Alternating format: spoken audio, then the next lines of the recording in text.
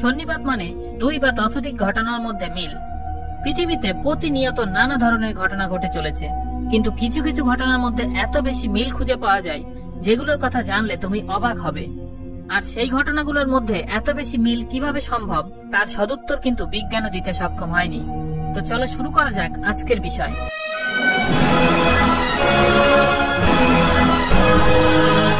ঘুমন্ত গুলি।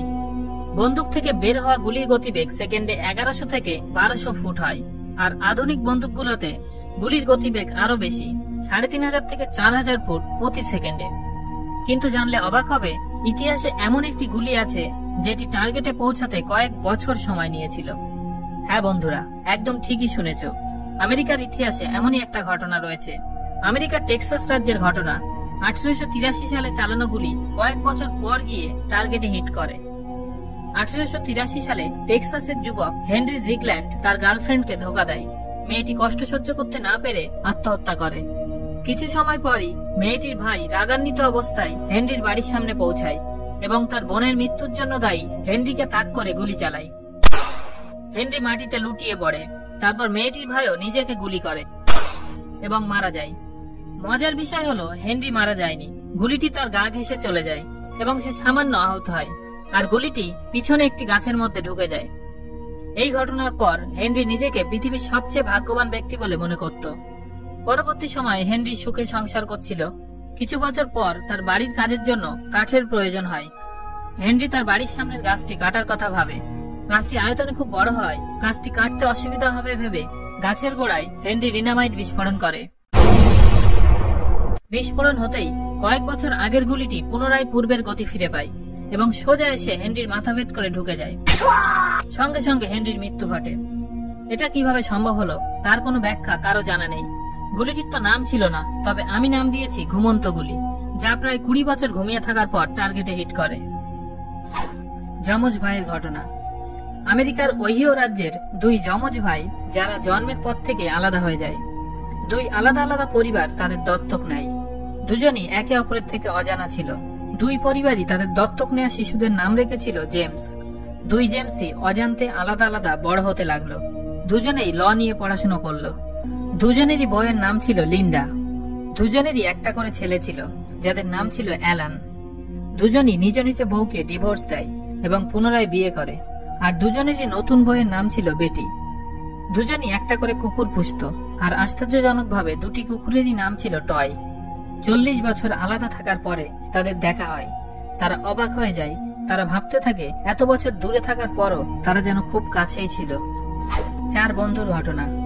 19 শতকে এডগার অ্যালান পো একটি উপন্যাস প্রকাশ করেন, যার নাম ছিল the narrative of Arthur Gordon Pym. এই উপন্যাসের কাহিনীতে বর্ণিত আছে 4 জন বন্ধু মাঝ সমুদ্রে ফেসে যায়। অনেকদিন পর্যন্ত তারা স্থলভাগে ফেরার রাস্তা খুঁজে পায় না খাদ্য। এমন কঠিন পরিস্থিতিতে 4 জন বন্ধু নিজেদের জীবন বাঁচাতে ওই বোটের কেবিন বয়কে মেরে খেয়ে ফেলে, যার নাম ছিল রিচার্ড পার্কার। উপন্যাসটি প্রকাশিত হওয়ার পর 1884 সালে মিগনোনেট নামক একটি বোট সমুদ্রে পাওয়া যায়, যাতে 4 জন ব্যক্তিকে খুব খারাপ অবস্থায় পাওয়া যায়। তাদের বোটটিও কয়েকদিন ধরে সমুদ্রের পথ হারিয়েছিল, আর তাদের কাছেও খাওয়ার কিছু ছিল না। অদ্ভুত এবং আশ্চর্যজনক ব্যাপার হলো, তারা 4 জন তাদের জীবন বাঁচাতে ওই বোটেরই কেবিন বয়কে মেরে খেয়ে ফেলে। আর আশ্চর্যজনকভাবে এই বোটের কেবিন বয়েরও নাম ছিল রিচার্ড পার্কার। এবার আসা যাক টাইটানিক জাহাজের প্রসঙ্গে। টাইটানিক জাহাজের নাম জানে না এমন মানুষ হয়তো খুঁজেই পাওয়া যাবে না। টাইটানিক এমন একটি জাহাজ, বলা হতো এটি কখনো ডুববে না, দ্য আনসিঙ্কেবল। তবে মজার এবং বিস্ময়ের বিষয় হলো 1898 সালে মর্গান রবার্টসন নামে এক লেখক ফিউটিলিটি নামক একটি উপন্যাস প্রকাশ করেন। এই উপন্যাসটিতে একটি জাহাজের কথা উল্লেখ করা হয়েছিল, যার নাম ছিল টাইটান। উপন্যাসটিতে টাইটান সম্বন্ধে বর্ণনা করার সময় বলা হয়, টাইটান একটি সুবিশাল এবং কখনো ডুববে না এমন একটি জাহাজ। কিন্তু জাহাজটি প্রথম যাত্রাতেই আটলান্টিক মহাসাগরে চলার সময় একটি হিমশৈলে ধাক্কা মেরে ডুবে যায়। উপন্যাসটি প্রকাশনার 14 বছর পর অর্থাৎ 1912 সালে টাইটানিক নামক একটি জাহাজ তৈরি হয়। আর জাহাজটি কেমন ছিল তা তুমি নিশ্চয়ই টাইটানিক সিনেমাতে দেখেছো। সবচেয়ে আশ্চর্যজনক বিষয় হলো 14 বছর আগে লেখা টাইটানের সাথে 1912 সালের টাইটানিকের হুবহু মিল পাওয়া যায়।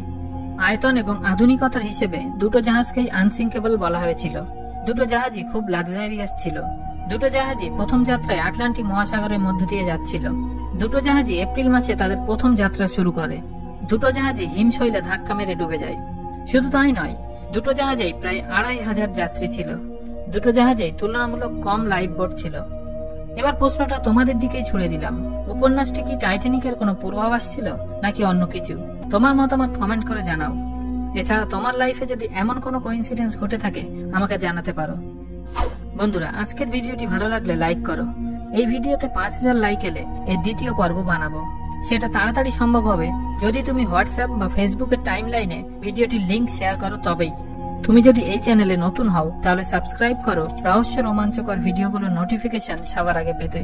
এতক্ষণ আমাদের সঙ্গে থাকার জন্য ধন্যবাদ।